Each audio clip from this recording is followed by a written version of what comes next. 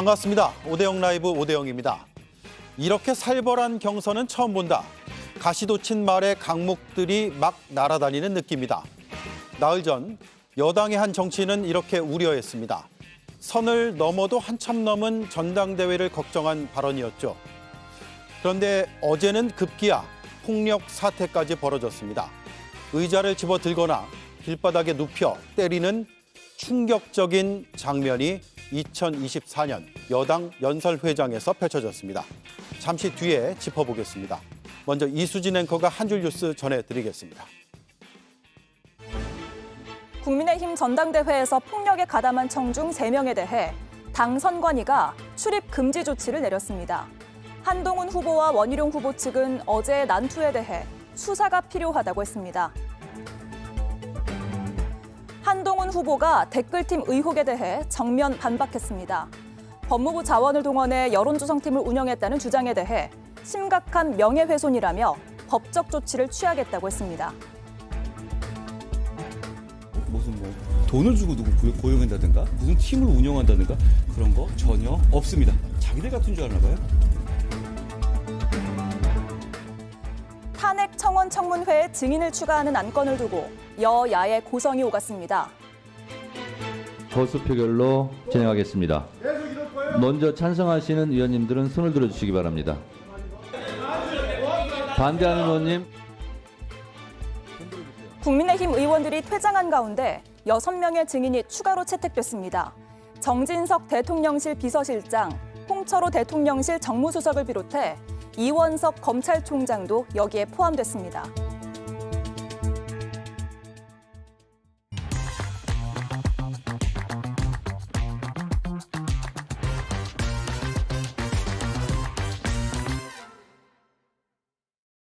어제 천안 유관순 체육관에서 열린 국민의힘 합동연설회 장면입니다. 이동통신, 로켓과 위성을 만들어낸 대덕 연구단입니다. 한동훈 후보가 마이크를 잡자 반대자들이 배신자를 외치고 갑자기 몸싸움이 벌어집니다.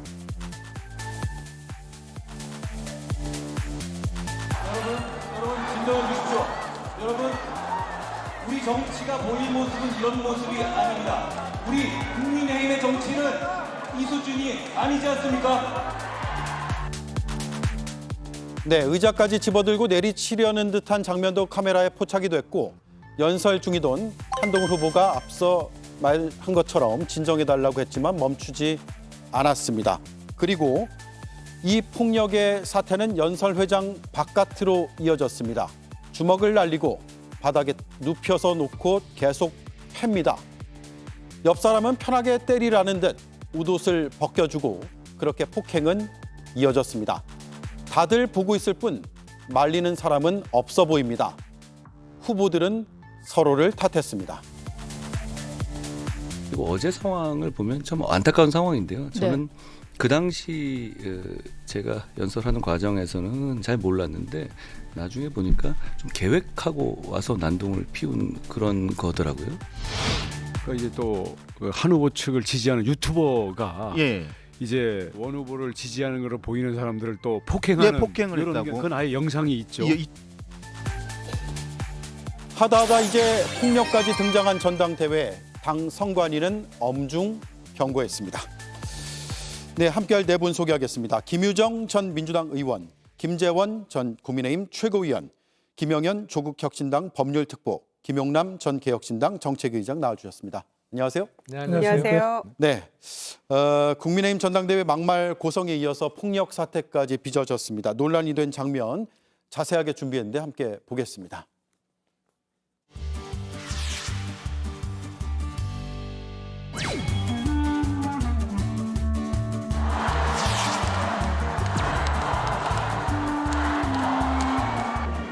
대전 충청의 당원 동지 여러분, 한동훈입니다.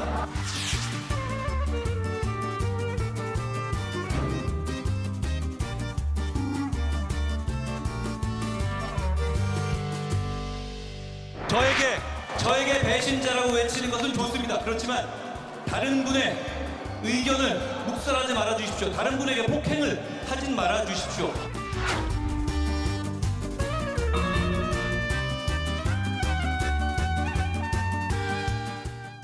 네, 김재현 의원님 어제 저 상황 직전까지 현장에 계셨잖아요.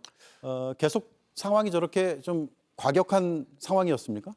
사실은 그 전 그러니까 대구 합동연설회에서도 조금 과격한 장면이 있었고요.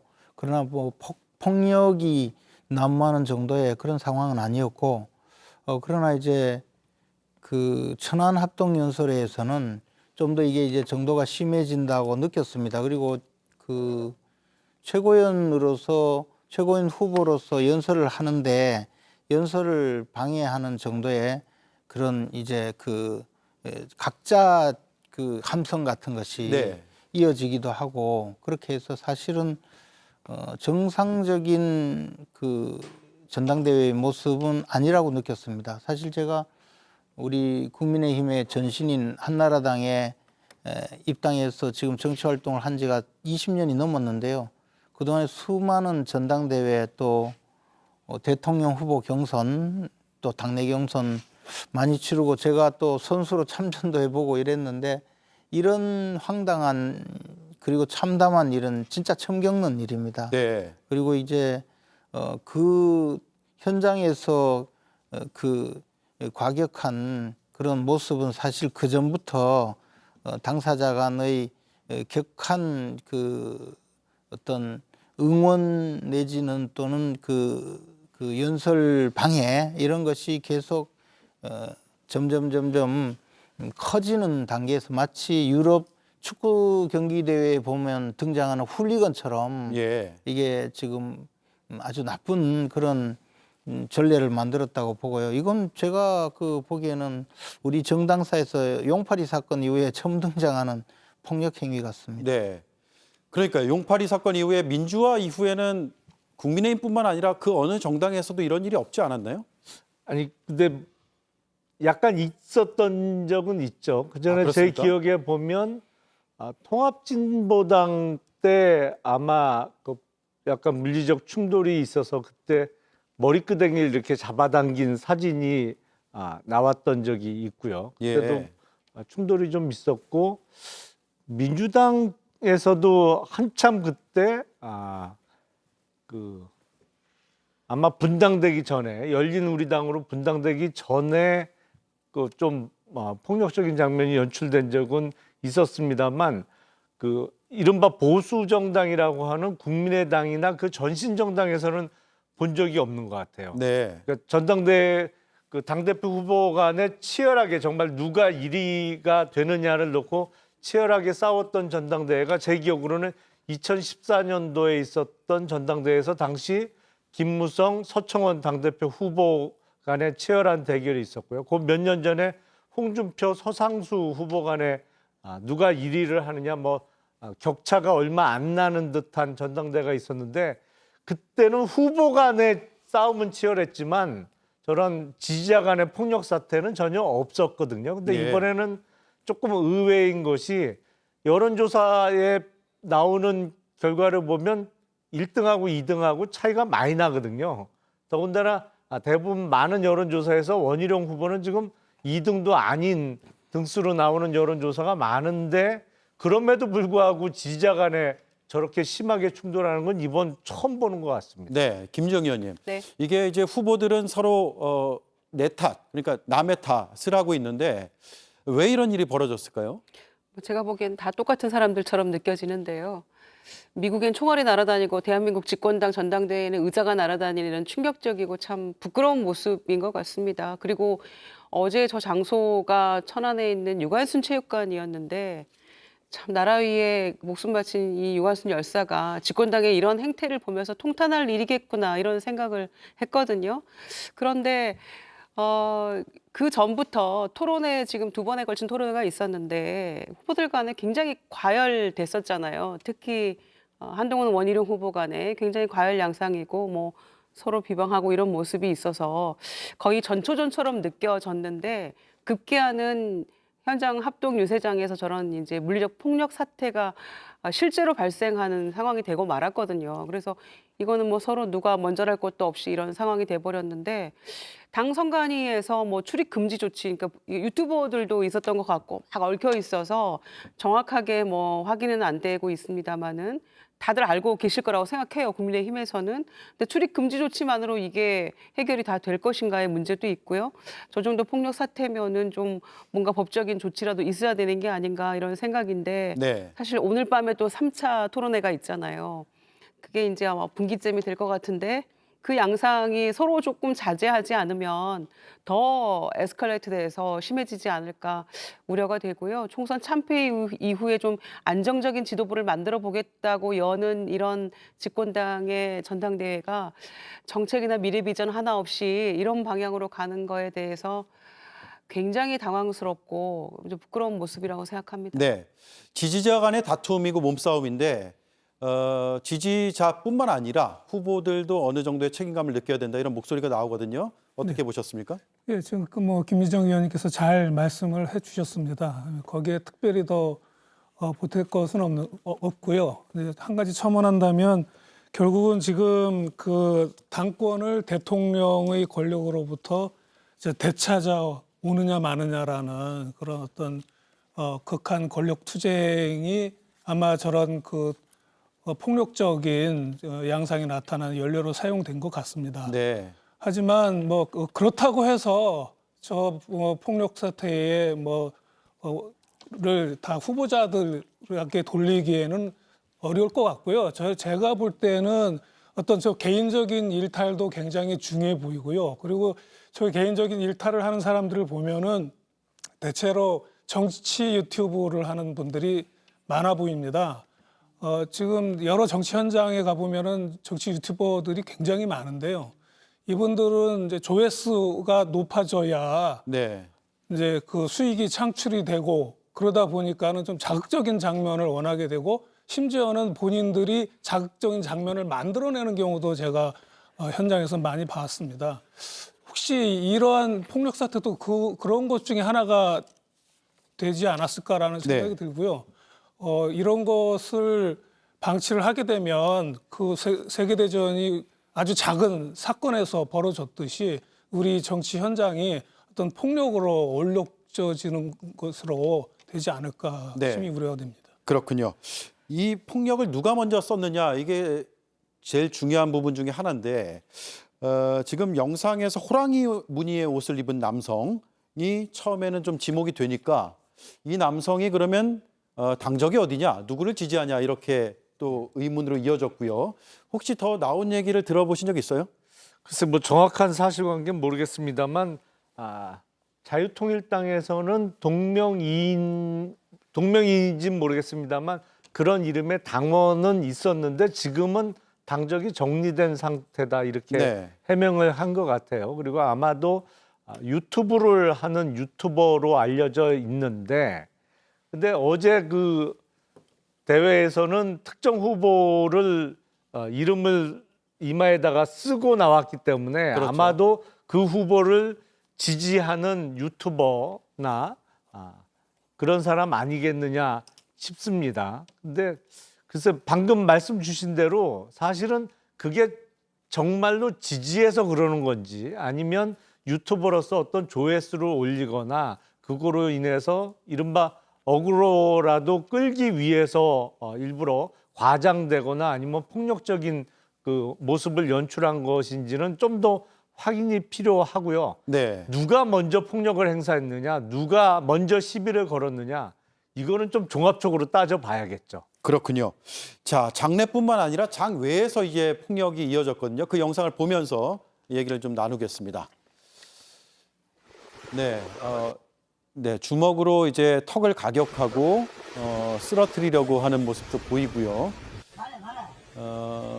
아마도 국민의힘 지지자가 차 안에서 저걸 목격하고 영상에 담은 것 같은데 바닥에 엉켜 있습니다. 그리고 내리치려는 듯한 모습이 보이고 옆에서 말리질 않고 오히려 불편해 보이니까 옷을 벗겨주는 모습까지도 찍혔고요. 계속해서 위에서 아래로 가격하는 그런 영상이 담겨 있습니다. 김전 의원님, 이 영상 보시고 페이스북에도 공유를 하셨잖아요. 예, 이제는 뭐 내려버렸습니다만은 너무 충격적이었어요. 근데 예. 사실은 이에 대해서는 우리 당에서 엄정 조치를 해야 된다고 생각하고요. 또 수사기관에서도 엄정 조치를 해야 된다고 생각합니다. 이게 정당의 그 어떤 축제라고 볼 수 있는 전당대회 현장에서 이런 폭력이 난무하고 더 나아가서 개인 간의 폭력 사태가 사실은 지지자끼리의 그 폭력이거든요. 이런 예. 것은 더 이상 정말 있어서는 안 된다는 생각이고 저런 증오의 감정이 더 커져서 흉기라도 휴대하고 테러를 가할 수도 있지 않겠습니까? 저는 사실 그런 측면으로 충분히 발전할 수 있다고 보기 때문에 네. 엄정 조치가 되어야 된다고 생각하는데요. 저것이 지금 그 합동연설회가 끝나고 난 다음에 그 남은 사람들끼리 그 폭력이 폭력 충돌이 일어났고 저기 제가 보니까 그 중에서 많은 사람들은 방송에서 나온 것과 같이 말리지 않았을 뿐만 아니라 그 현장을 동영상으로 촬영한 사람도 있어요. 예. 이런 것은 사실 우리가 어떻게 봐야 될지 뭐 그런 얼마 전에 저 그 흉기에 피습돼서 사망하는 그 행인을 그냥 나머지 저 지나가는 사람들이 전부 지켜보고 있었다 해서 중국에서 그런 사건이 있었는데 그 중국인들이 굉장히 그 경악한 사건도 있었거든요. 근데 저는 지금 우리나라에 저런 일이 일어난다는 것, 더군다나 그것이 국민의힘 그 전당대회 현장에서 일어나고 있다는 것은 정말 충격적인 내용이라고 봅니다. 네. 그 원인을 잘 분석해서 더 이상 이런 일이 일어나지 않도록 반드시 그 해결책이 있어야 된다고 생각하고 있습니다. 네. 자, 이 사태 이후에 이제 후보들 간에 여러 가지 말들이 나오고 있는데 나경원 후보의 경우에는 페이스북에 한동훈 후보 출마 자체에 이 엄청난 분열과 파탄의 원죄가 있다라는 글을 올리기도 했습니다. 김인정 의원님, 뭐 특정 후보가 이걸 뭐 사주하거나 이런 구조는 아니죠. 그런데 이 사태 이후에 이제 후보들의 말을 보면 좀 전체적으로 책임감을 느낀다기보다는 누구의 탓이다, 누구의 잘못이 있다, 누구에게 원죄가 있다 이런 말들로 이어지는 것 같아요. 그러니까 그조차도 여전히 반성 못하고 있는 어떤 그 전체적인 저는 잘못이라고 생각을 해요. 그러니까 야당이나 또 국민들이 이렇게 바라보실 때 와, 국민의힘의 전당대회가 저렇게까지 폭력적인 양상으로까지 그 변질돼가는 모습 보면서 더 실망하게 되거든요.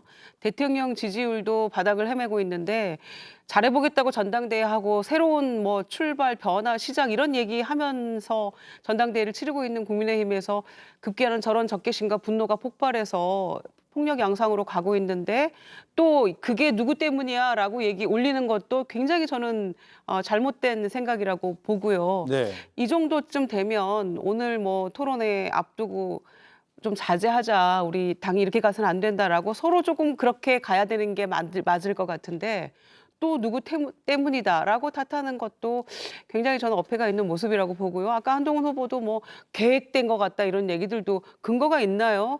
원희룡 후보도 마찬가지고. 그러니까 지금 이런 있어서는 안 될 폭력적인 사태가 벌어진 이후의 모습들조차도 그 수습하는 상황에서 부적절한 저는 언사들이 횡행하고 있다 이렇게 보여지고요. 그래서 이미 지금 전당대회는 한 일주일밖에 남지 않았는데 이제 와서 출마 자체가 문제다. 그것도 1등 후보잖아요. 이를테면 한동훈 후보가. 그런 얘기가 무슨 의미가 있겠습니까? 그리고 한동훈 후보 자신도 일단 1등 후보니까 이제 견제받고 있다라고 생각이 되는 걸 텐데 서로 남 탓할 거 없고 어찌됐거나 4명의 후보가 과열 양상으로 이런 일이 빚어진 거기 때문에 저는 오히려 이 전당대회를 끝나고 어떻게 하려고 일어나 이 당이 그런 네. 생각이 먼저 들거든요. 이게 수습이 되겠습니까? 굉장히 더 어려워지겠다. 이 분열상을 누가 이거를 다 보듬고 상처를 치유해 가면서 집권당으로서의 역할을 할 수 있을 것인가가 오히려 더 걱정이 되는 순간이죠. 네. 자, 김영현 의원님, 이제 경찰 수사로 이어질 텐데 이거 어떤 혐의가 적용이 됩니까? 이러면 폭행죄? 이게 혹은 아마 뭐 정당법에 그 관련 규정이 있더라고요. 당대표 경선 등 자유방해죄가 있고요. 그다음에 자유방해죄요. 형법상으로도 업무방해죄가 뭐 성립이 될 수 있겠고요. 그래서 그렇게 처벌을 할 수 있을 텐데 저는 이 문제에 관한하는 지금 국민의힘의 뭐 모든 후보들이 합심을 해서 좀 대처를 해야 된다고 봅니다.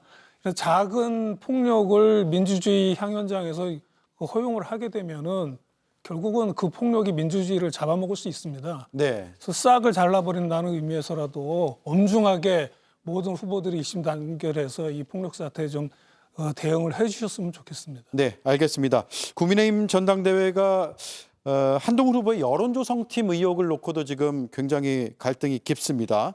민주당과 조국혁신당까지 가세를 했는데 어떤 내용인지 잠깐 정리하고 얘기를 나눠가겠습니다.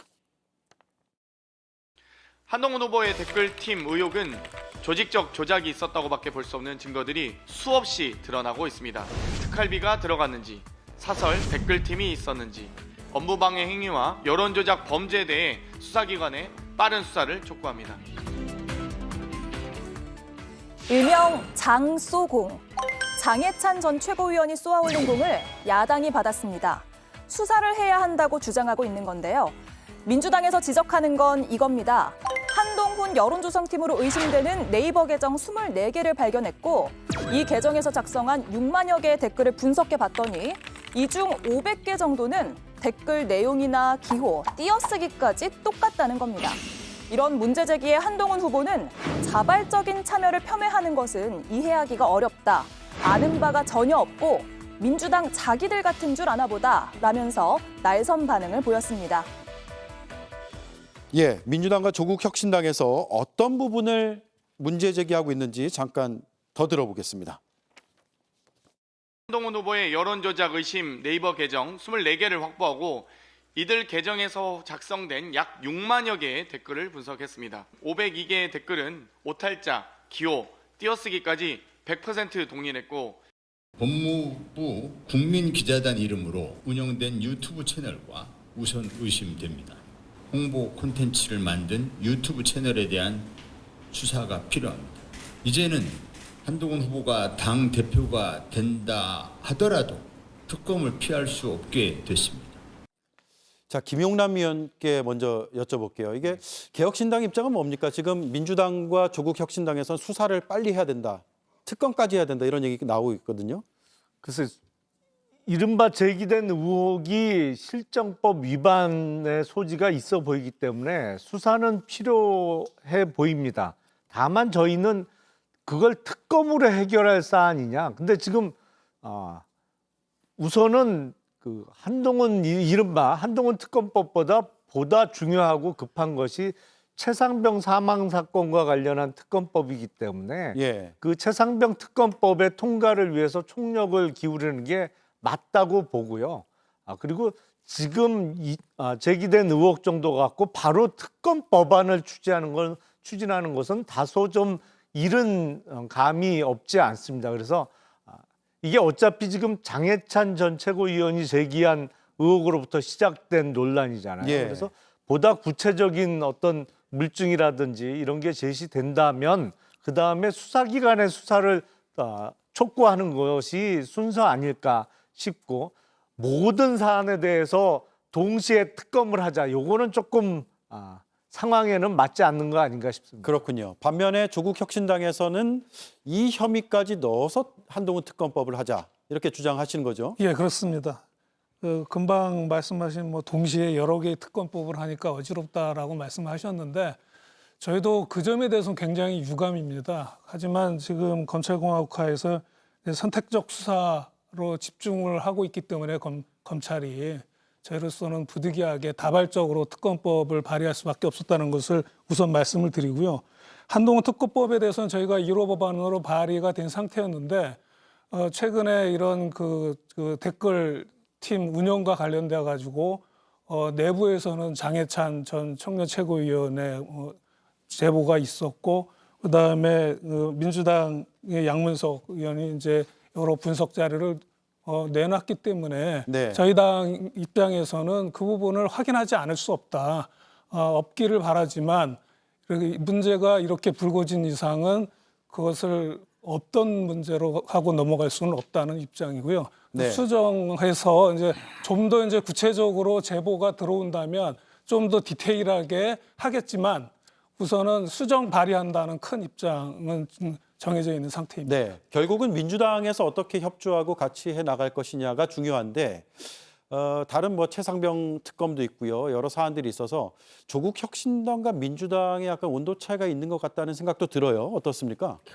우선순위의 차이라고 생각하고요. 지금 당장은 이제 최상병 특검법이 가장 큰 이슈고 중요하게 빨리 처리해야 될 문제이기 때문에 이제 거기에 집중을 하는 것인데 한동훈 특검법 관련해서도 지금 이 사실 댓글 뭐 여론 조성인지 조작인지 표현이 다 다르던데 이 건과 관련해서는 저는 김건희 여사의 그 한동훈 위원장한테 보냈던 문자 메시지 나와 있던 그 댓글팀 과 함께 저는 봐야 된다고 생각하고요. 네. 그래서 이거는 뭐 한동훈 위원장 아까 뭐 다 민주당 같은 줄 아나 보죠. 이렇게 얘기 반발을 하던데 괜히 민주당한테 화낼 일이 아니고요. 이거는 장해찬 전 최고위원한테 따질 문제예요. 이게 야당이 먼저 알고 이 문제를 제기한 것도 아니고 본인들이 전당대회 때 서로 폭로전 하다가 지금 그래서 소위 자폭전대 돼가고 있는 거잖아요. 그런데 장해찬 전 최고위원이 이후에 뭔가 더 내놓을 것처럼 하다가 소위 윤상현 의원 말대로 연기만 피우다가 지금 아무것도 안 내놓고 있는데 아 잘못했다 이렇게 아차 싶었는지 모르겠어요. 그러나 이 문제가 이렇게 불거진 이상 야당으로서는 그냥 넘어갈 수는 없다고 생각하고 아까 장경태 최고위원이 얘기한 대로 석연치 않은 구석들이 나오고 있는 거잖아요. 그러니까 이 부분은 뭐 굳이 뭐 이를테면 한동훈 특검법에 같이 넣어서 뭐 특검으로 진행을 하건 아니면 별개로 이 부분만 뭐 수사가 진행이 되건 어떤 식으로든지 이 부분은 조금 수사가 필요한 부분이라고 생각하기 때문에 민주당으로서는 뭐 당연히 문제 제기하는 것이고요. 화는 장해찬 최고위원부터 고소하는 것으로 시작하는 게 맞다고 생각합니다. 네. 김재현 의원님, 이게 지금 원희룡 후보 쪽에서는 적극적으로 문제 제기를 했고 다른 후보는 그렇게까지 적극적으로 하지는 않고 있거든요. 전당대회를 앞두고 국민의힘 전반의 기류는 어떻습니까? 이 사안에 대해서요. 근데 기본적으로 사실 드러난 게 별로 없어요. 주장밖에 없죠. 장해찬 전 최고위원이 이야기한 내용도 몇 개의 단서만 그저 자기의 페이스북에 올리고 그다음에 자기가 뭐 내용을 많이 안다고 이야기한 것 정도이고 이번에 그 민주당에서 발표한 내용도 조사를 해보니 이렇다. 뭐 예를 들어 오탈자까지 같은 게 여러 건 나왔다. 그런 취지거든요. 그런데 네.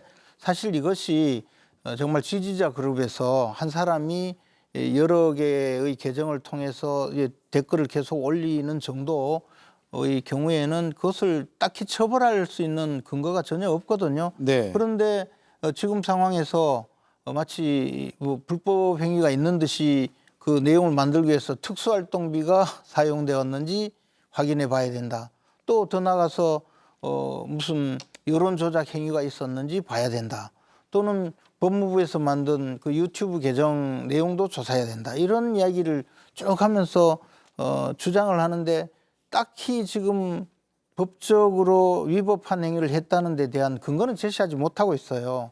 그리고 조국혁신당에서 특검법 내지 그 우리 한동훈 후보에 대해서 제기하고 있는 여러 가지 의혹은 사실 따지고 보면 조국 대표의 사적인 안갚음 수준 아닌가 또는 황운하 대표의 사적인 안갚음이다. 뭐 이렇게 보여질 정도로 이것이 전부 좀 구체적인 내용이 없는 그런 주장에 불과하거든요. 그래서 이런 상황에서 수사까지 진행된다고 보기는 좀 어렵다고 봅니다. 물론 뭐 개인이 고발을 해서 수사권 발동을 요구한다면 수사기관에서 그 내용 확인을 하겠죠. 그러나 지금 상태에서 과연 저것이 무슨 불법이냐 그에 대한 명확한 그 근거가 없기 때문에 저는 곧바로 수사에 들어갈 사안은 아니라고 봅니다. 알겠습니다. 오늘 한동훈 후보가요. 법무부 직원들의 명예를 훼손한 거기 때문에 고소하겠다. 그러니까 아마 법무부와 관련된 그 유튜브 얘기를 하는 것 같습니다. 고소를 하겠다고 했으니까 고소를 하면 수사가 이루어질 수밖에 없겠죠. 그 결과도 지켜봐야 되고 또 야당에서 주장하거나 이제 뒷받침할 의혹들을 제기하는 것들이 더 있는지 그것도 추가로 보겠습니다. 네, 다음 이슈로 넘어가겠습니다. 김건희 여사가 돌려주라고 했는데 내가 깜빡했다. 김건희 여사의 최측근으로 불리는 유모 행정관의 진술 내용. 이 내용이 알려지면서 논란이 됐죠. 오늘 김건희 여사의 변호인도 보도자료를 냈습니다. 김건희 여사가 면풍백을 받은 뒤 반환을 지시한 게 맞다면서 꼬리 자르기가 아니라고 했습니다.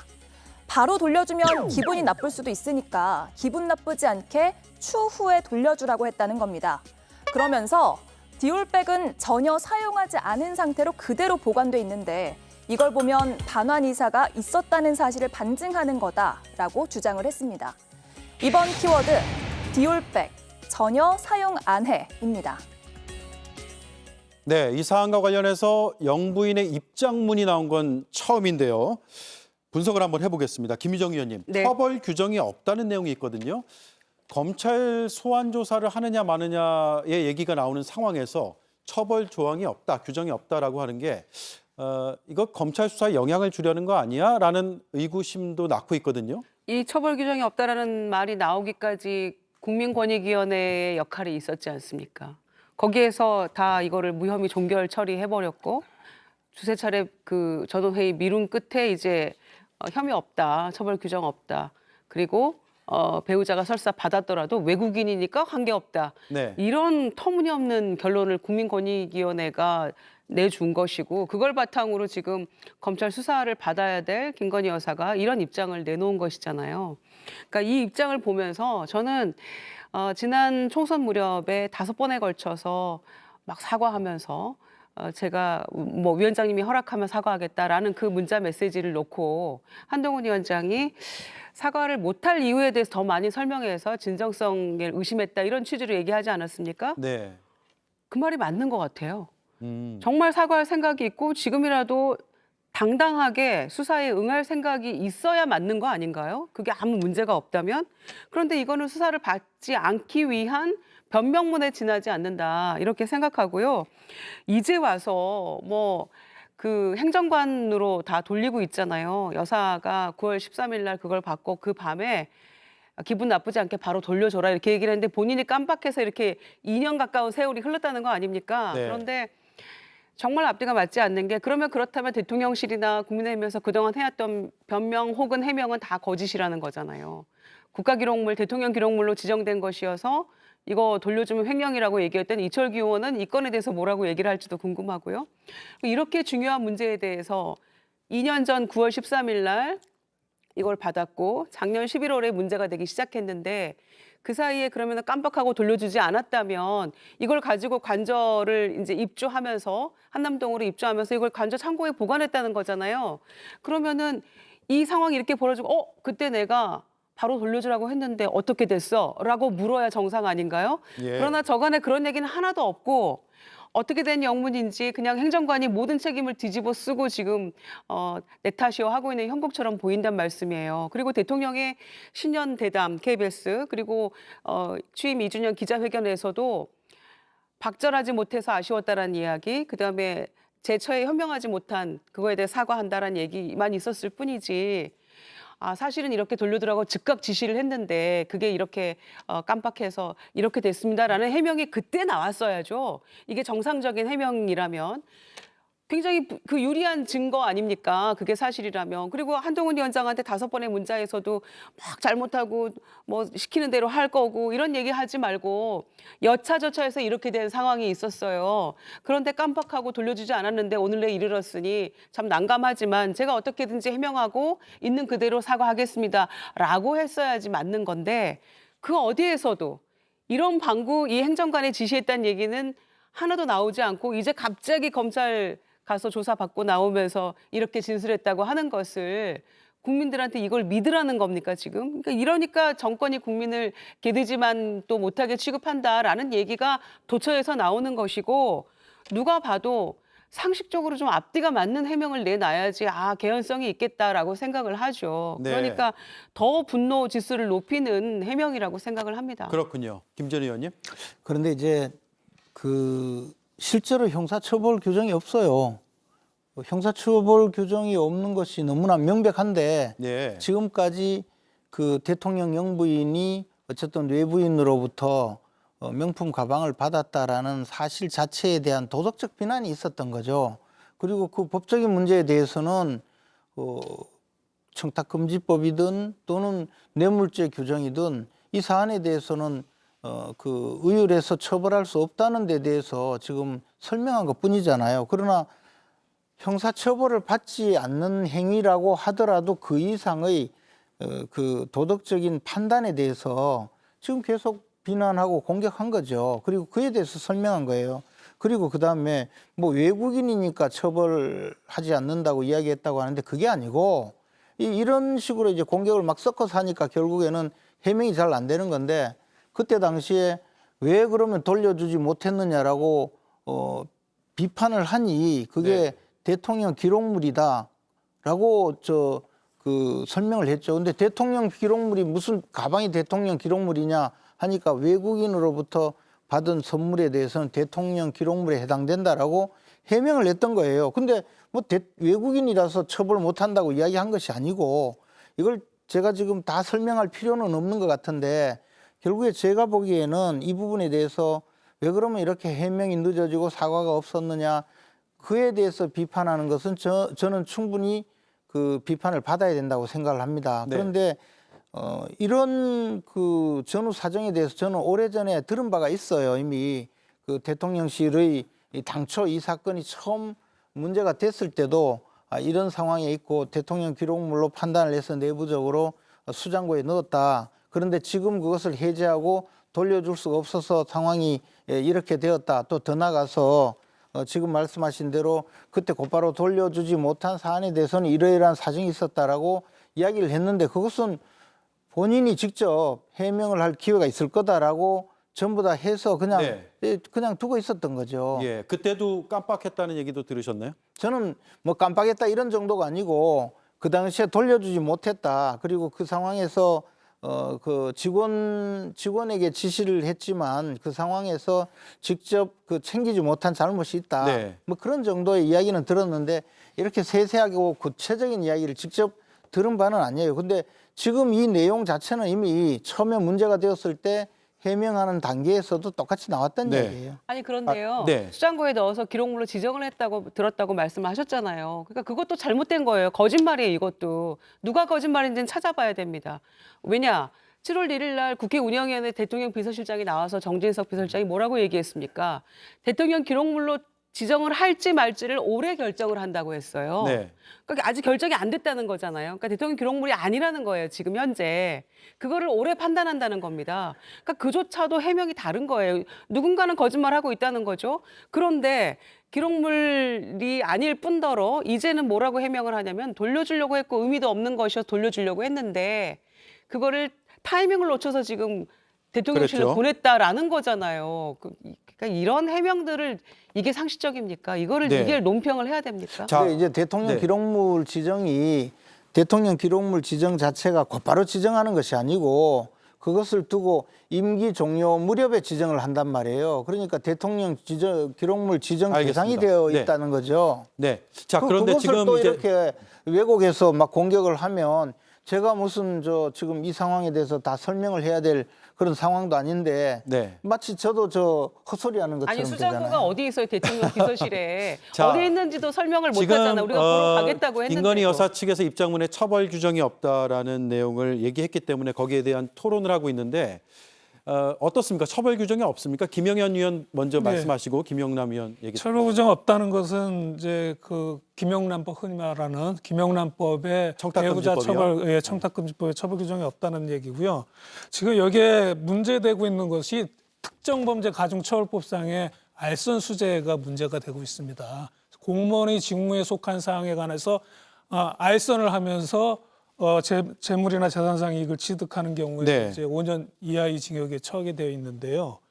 이 부분과 관련돼서 명확하게 처벌 규정이 있고 검찰이 이 부분에 대해서 반드시 수사를 해야 합니다. 네. 왜 그러냐 하면 지금 최재형 목사는 이 디올백을 주는 명목으로 국립묘지 안장 문제, 국정자문위원 임명 문제를 거론을 했다는 겁니다. 네. 그게 바로 공무원의 직무에 속한 사항에 관한 알선에 관한 문제거든요. 예.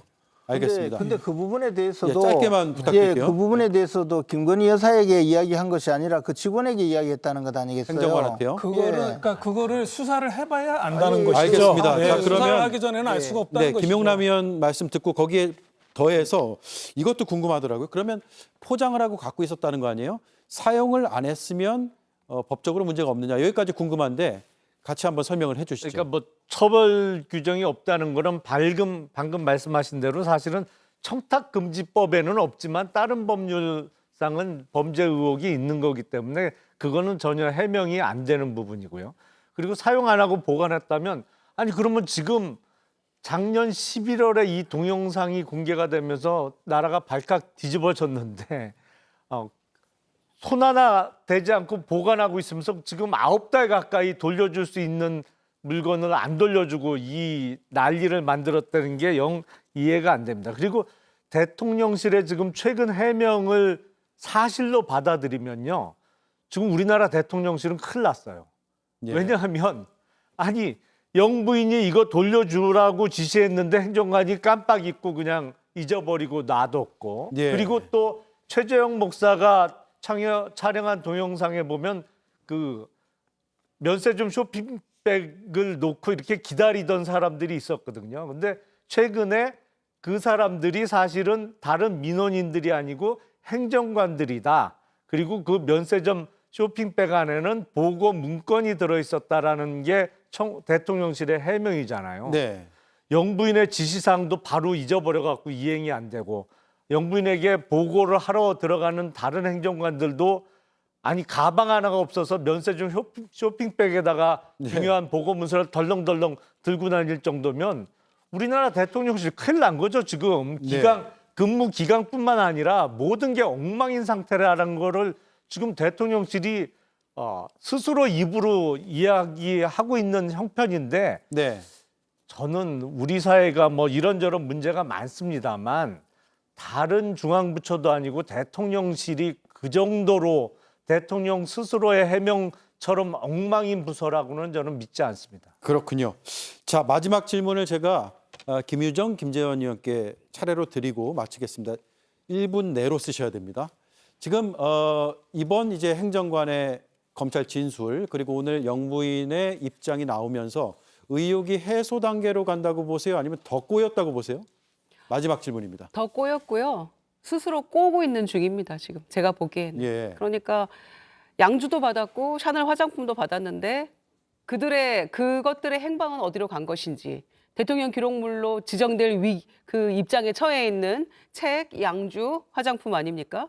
그런데 책은 버리고 이사 갔고 관저로 나머지는 어디로 갔는지 설명이 없어요. 그리고 기록물이 될 뻔한 운명이었는데 이런 상황이기 때문에 이제 와서 그러면은 방송에 동영상이 막 이렇게 보도가 되고 나서는 그때 지시했는데 그거 어떻게 됐어? 지금이라도 돌려줘야지. 이런 절차나 그게 있었는지 반드시 확인해야 되고요. 최재형 목사는 돌려주는 어떤 시도도 받은 적이 없다고 얘기하고 있기 때문에 네. 이 해명 자체가 정말 국민의 수준을 어떻게 생각하고 이런 해명을 명품백 받은 지 2년 만에 내놓는 것인지에 대해서 정말 이 정권은 반성해야 된다고 생각합니다. 네. 김재원 의원님. 근데 어쨌든 뭐 최재형 목사라는 분이 이 김건희 여사에게 백을 증정하기 전에도 여러 차례 그 접근하기 위해서 노력을 많이 하잖아요. 무슨 뭐 자서전을 뭐 쓴다느니 하면서 계속 접근을 하고 그렇게 하고 접근해서 그것이 성공할 때는 이른바 몰래카메라를 장착하고 들어가서 동영상을 촬영하고 그것을 폭로했잖아요. 그것도 이제 그 갖다 주고 나서 한참을 기다려서 총선 직전에 폭로를 했거든요.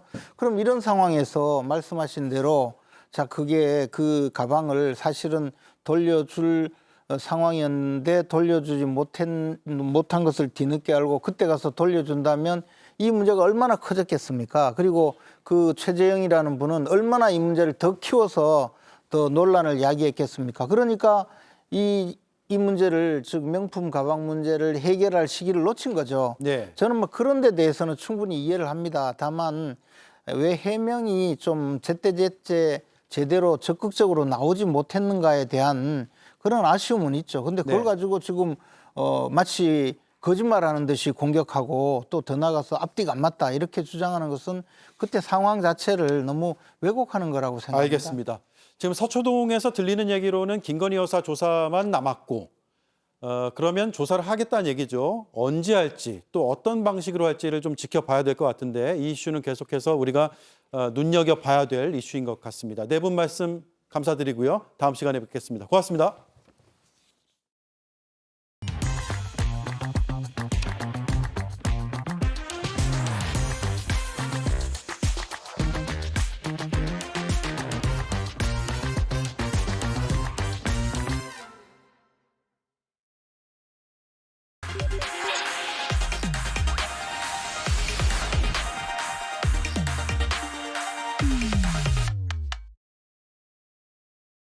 네, 오대영 라이브의 간판 코너 단도직입을 시작합니다. 오늘은 국방 전문가이자 최근 이종호 씨 관련 의혹을 집중적으로 제기하고 있는 김종대 전 의원을 만나보겠습니다. 안녕하세요. 네, 안녕하세요. 네, 상당히 많은 의혹들을 제기하고 계십니다. 특히 삼부 토건 얘기를 먼저 해볼까 싶은데 멋쟁 해병 단톡방 마지막 줄 3부 내일 체크하고 라는 문장이 있잖아요. 네. 김종대 전 의원은 이게 3부가 3부 토건이다라고 보고 계신데 네. 어떤 근거가 있습니까? 예, 뭐 처음에 저 단톡방에 공개된 게 이제 6월 25일인데 전 그때부터 3부 토건이라고 봤어요. 네. 그리고 자꾸 저 단톡방에 참가한 사람들의 해명이 골프 1부, 2부, 3부다. 예, 왜냐하면 골프 모임의 단톡방인 것 같아 보였기 때문이죠. 예. 그런데 군 골프장은 3부가 없습니다. 아, 예. 예. 그다음에 저기 그 위에 나온 메시지에 시간 계획이 다 나와 있어요.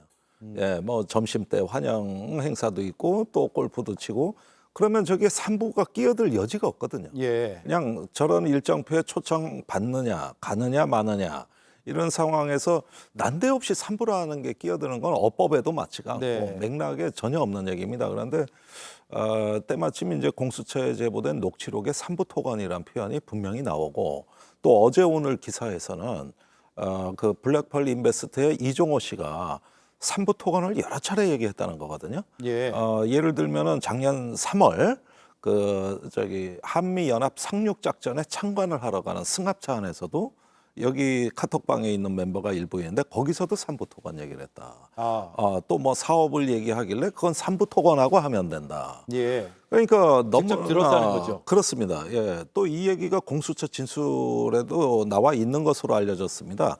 이 정도면 이게 골프 3부 토건이라는 거는 진짜 억지 주장이라고 생각하고 예. 저는 3부 토건이 맞다고 봐요. 예.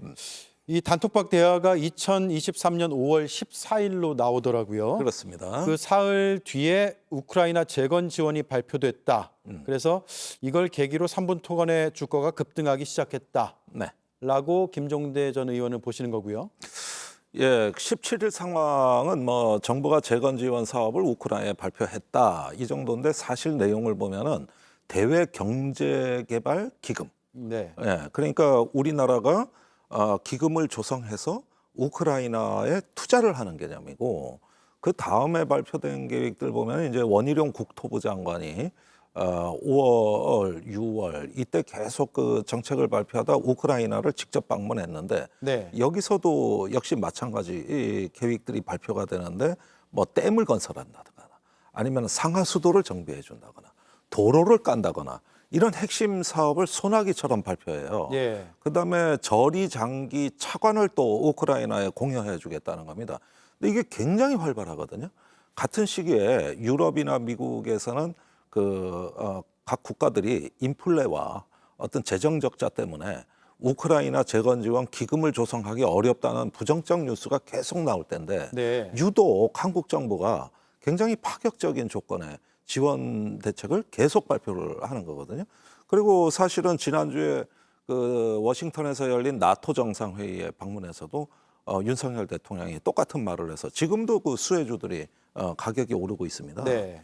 그러니까 이런 상황을 이종호 씨가 미리 알고 있었느냐가 여기서 핵심이 되는 건데 3부 체크하고 또 뭐 3부에 관해 가지고 그 여러 가지 어떤 사업성 이런 부분에 대해서 굉장히 꿰뚫어보고 있다는 느낌을 저는 강하게 받았습니다. 공개되지 않은 정보를 미리 알고 있었다. 예.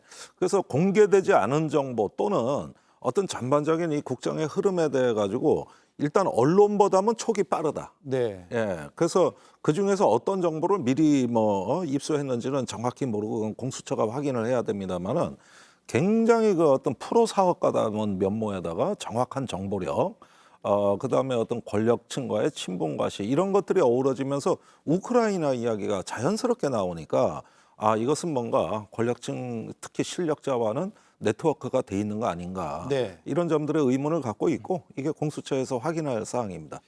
이종호 씨가 그 당시에 주변에 우크라이나라는 얘기도 했다고 합니까? 했습니다. 예, 승합차 안에서 예. 포항에 내려갈 때 삼부 그때는 토건과 훈련장 함께 우크라이나를 그것이 얘기했다고. 언론 보도고요. 예. 또 아마 공수처의 진술 내용에도 들어 있는 것으로 알려져 있습니다. 예. 그런데 당시에 이제 주식시장에 관심이 많은 분들은 네. 우크라이나 재건에 우리가 함께 할 거냐, 혹은 그러면 어떤 주식이 이른바 테마주로 급등할 것이냐 이런 네. 관심이 많아서 그런 쪽의 생각으로 얘기했을 수도 있지 않을까요? 예, 최근에 보면은 몇 개 테마주가 있는 것 같습니다. 뭐 제가 주식 전문가는 아니지만 상당히 많은 건설, 인프라 관련 기업들은 일단은 테마주로 보여지는데 네. 작년에 발표 내용을 보면은 다른 유럽이나 미국 국가들과 같이 굉장히 적극적이고 이 펀딩이라고 하죠. 이 인프라를 위한 어떤 파격적인 지원에다가 이게 윤석열 대통령 해외 영업사원 1호 대규모 인프라 수주에 대한 또 정부 정책하고 긴밀하게 맞물려 갑니다. 네. 그런데 사실은 그중에서 삼부토건의 주식 가격은 독보적이었습니다. 완전히 이건 천장을 뚫고 올라간다고 해도 과언이 네. 아니었는데 5월 17일 정부 발표가 있고 나서 온통 언론에서는 그 수혜 기업이 삼부토건이라고 돼 있었고 실제로 삼부토건이 그 후에 우크라이나에 가서 우크라이나 기업과 MOU 그 협력 그 약정을 다 체결하거든요. 이렇게 되면서 이 우크라이나 재건 지원의 기업은 단연 삼부토건이 어떤 독보적이라는 네. 이런 어떤 그 인식이 시중에 이미 다 확산이 됩니다. 그래서 5월 17일부터 8월까지 물경 주식이 5배 이상 오르거든요. 예. 그래서 이건 정말 그 어떤 주식 시장에서도 매우 특이하고도 독보적인 네. 상황이었죠. 지금 그 주장의 일관된 내용은 결국은 미공개 정보를 아마 알고 있었을 것이다. 그걸 통해서 삼부라는 얘기를 했을 것이고 우크라이나에 대한 재건 사업 얘기도 주변에 했을 것이다라는 건데 그렇다면 그 정보를 어디서 얻었을까가 핵심이잖아요. 네. 어떻게 추측하고 계세요? 글쎄요, 일단은 이종호 블랙펄 인버스트 대표와 사실상 뗄래야 뗄 수 없는 관계가 바로 도이치모터스 권오수 회장이거든요. 예. 그리고 김건희 여사를 소개받은 건 권오수 회장으로부터 소개를 받은 겁니다. 그렇게 해서 도이치모터스 주가 조작 당시에 김건희 여사와 그 모친 계좌를 관리해서 거기서 이제 주식 매매가 이루어진 걸 일명 통정 매매라고 하는 네, 것이죠. 그건 뭐 판결문이나 수사 기록에도 나와 있죠. 네, 그리고 또 사업 자금으로 김건희 여사의 자금을 15억 빌린 것으로 언론 보도도 나와 있습니다.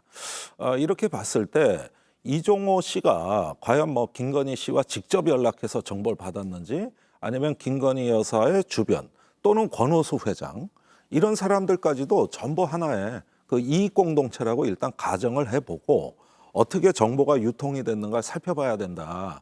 이런 말씀을 드리고요.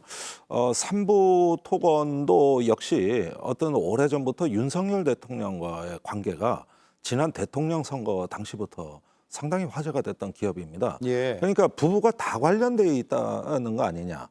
특히 삼부토건의 전 회장께서 계속 그 윤석열 대통령과 뭐 골프를 친다든지 명절 때 선물을 보낸다든지 이런 부분들이 그 당시에 그 국민의힘 내부 경선 과정에서 이런 것들이 화제가 되고 검증의 어떤 하나의 테마로 이야기가 됐었다는 점 이런 것도 참고를 해서 공수처가 좀 폭넓게 확인을 해봤으면 좋겠다는 거죠. 네.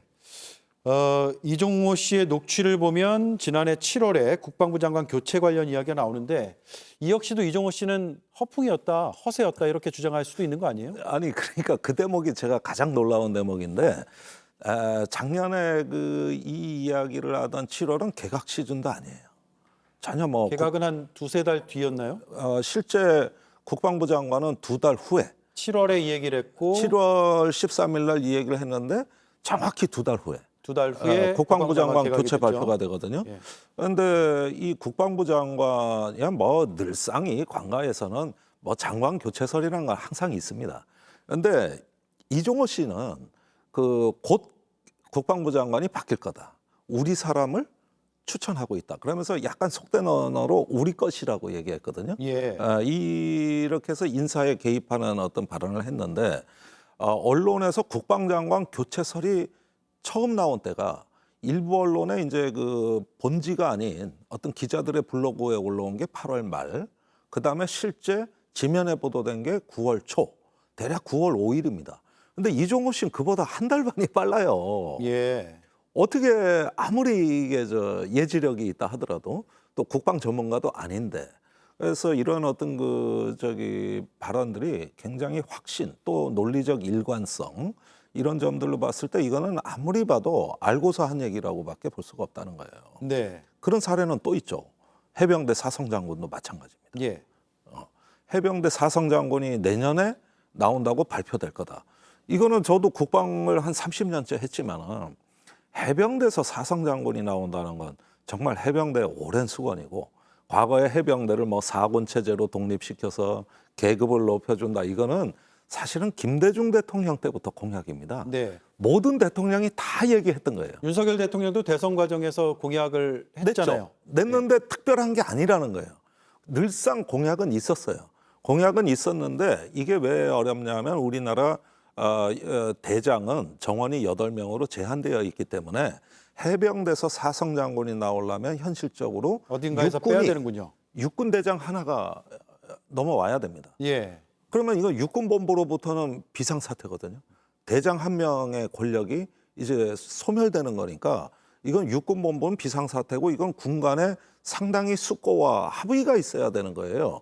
이건 국방부 장관도 함부로 할 수 있는 일이 아닙니다. 네. 그런데 내년에 발표가 있을 거다. 물론 당시에도 소문은 있었고 대통령실에서 연구 용역을 검토한다는 보도도 있긴 있었습니다만 내년에 발표할 거라는 건 너무 아주 담대한 발언이거든요. 예. 근데 실제 내년 즉 올해 4월에 그 발표가 나왔어요. 예. 대통령실에서 공개한 거거든요. 합참 차장이요. 예.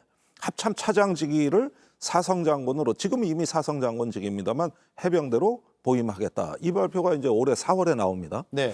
그런데 이것도 저는 소름 끼치게 정확하다. 이런 어떤 그 군 간의 어떤 그 정치적인 관계가 바뀌는 건데 이런 부분들을 정확히 읽어내고 있다는 거는 이것도 역시 어떤 최고 실력자로부터 나온 정보라고 보여집니다. 지금까지 말씀드렸던 3부, 그다음에 국방장관 교체, 해병대 사성장군 이건 국방부 정보가 아니라 전부 대통령실 정보라는 거예요. 네. 이게 어떻게 부처에서 나옵니까? 네. 어제 저희가 이종호 씨 인터뷰를 했거든요. 뉴스룸에서. 네.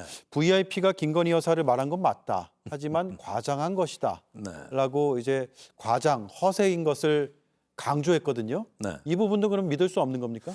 그런데 본인이 약간 허풍이 있다. 또 한 번 허풍을 떨면 또는 과시를 하면 다음 말도 거기에 맞추기 위해서 또 허풍이 나간 거다. 네. 이게 이제 이종호 씨의 해명입니다.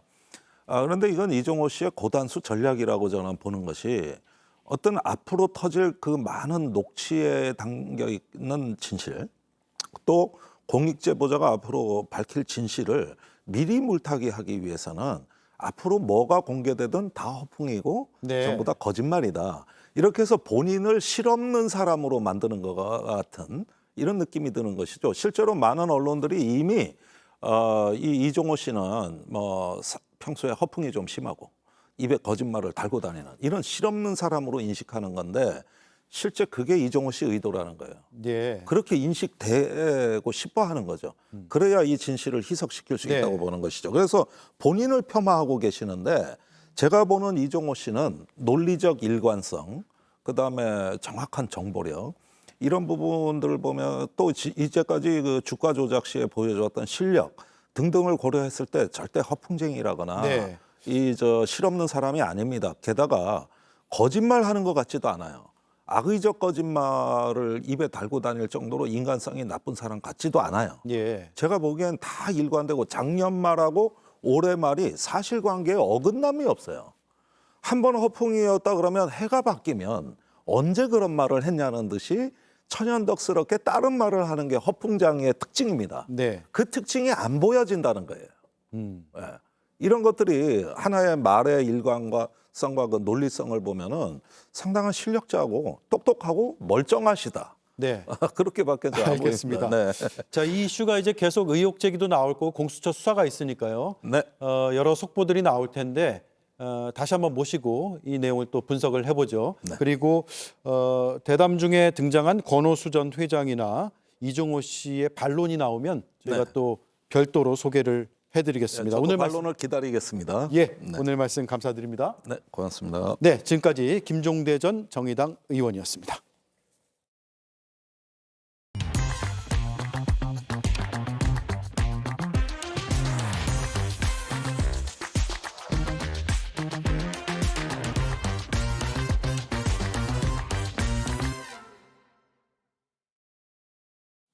넥스트 보수의 진보. 국민의힘이 내건 전당대회 슬로건입니다. 미래와 희망이 키워드죠. 그런데 어제 펼쳐진 장면들을 보면 미래와 희망은커녕 마치 시계를 50년 전으로 돌려놓은 것 같습니다. 강목과 사주한 사람만 등장하지 않을 뿐 폭력이 난무했던 그때 전당대회와 별반 다르지 않은 것 같습니다. 최근 보인 모습에서만큼은 넥스트 보수의 진보가 아니라 패스트 보수의 후퇴입니다. 앵커 한마디였습니다. 건강한 뼈는 단단한 뼈를 말하는 거죠. 뭐? 그런 당연한 소리를. 그럼 그대로 챙기시죠. 단단하게. 기능성 원료인 유단백 추출물 인체 적용 시험 결과 골밀도 골강도 증가 확인. 약해진 뼈를 단단하게. 뼈엔 MVP. 남자 씻었는데 안 씻었다 안 씻었다 안 씻었다. 남자의 피지는 강하니까 강력한 초농밀 거품으로 블랙헤드 쏘 피지각질 싸. 남자답게 남김없이 우로스 페이스워시. 하루 종일 깔끔한 얼굴을 위한 월드 클래스의 선택 질레트랩스. 각질 속 수염까지 꺼내주고 숨은 수염까지 확실하게 하루 종일 지속되는 깔끔함. 남자를 위한 최상의 선택 질레트랩스. 센시야. 언니, 다리가 왜 이렇게 붓고 아플까요? 그럴 땐 속을 봐야죠. 속이요? 문제는 겉이 아니라 속에 있으니까. 센시야. 다리 속 정맥 순환을 원활하게. 가벼우니까 정말 좋아요. 센시야. 5대0 라이브 마치겠습니다. 내일도 5시 30분에 뵙겠습니다. 고맙습니다.